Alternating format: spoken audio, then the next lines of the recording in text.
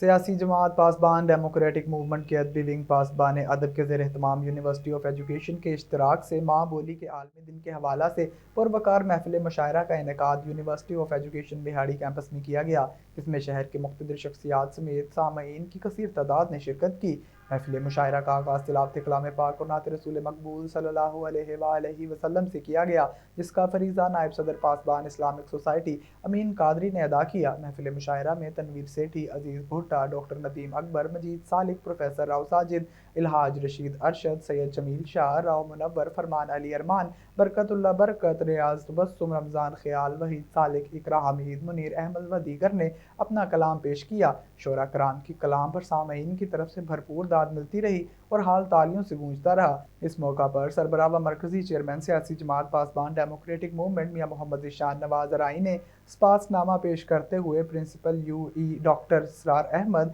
Doctor Rao Sajid اور دیگر staff ممبران کا محفل مشاعرہ کے انعقاد کے لیے اشتراک پر اور دیگر مہمانوں کی آمد کا شکریہ ادا کیا۔ اس موقع پر principal university of education doctor Israr Ahmed, صدر بہاڑی پریس کلب شاہد نیاز بھٹو، صدر پاسبان میڈیا گروپ بورے والا سید ساجد حسین نقوی، نوشین ملک و دیگر کا گفتگو کرتے ہوئے کہنا تھا کہ ماں بولی کے عالمی دن پر پاسبان ادب نے پروقار محفل مشاعرہ کا انعقاد کر کے نوجوان نسل کو کتاب، ادب اور مادری زبان سے جوڑنے کی بہترین کاوش کی ہے، جس کے لیے منتظمین قابل ستائش ہیں۔ محفل مشاعرہ میں مرکزی سیکرٹری جنرل پاسبان میڈیا گروپ میاں محمد راشد، نائب صدر پاسبان بزنس سوسائٹی رشید جٹ، پاسبان لیگل سیل سے میاں جہانگیر بورانہ ایڈوکیٹ اور چوہدری اعظم کمبو ایڈوکیٹ، صدر پاسبان بزنس سوسائٹی ہدایت اللہ گجر، سابق principal government college Safdar Rana, senior journalist Yousuf Bhatti, Mubashir Majeed Mirza, Usman Rana و دیگر سامعین کی کثیر تعداد نے شرکت کی۔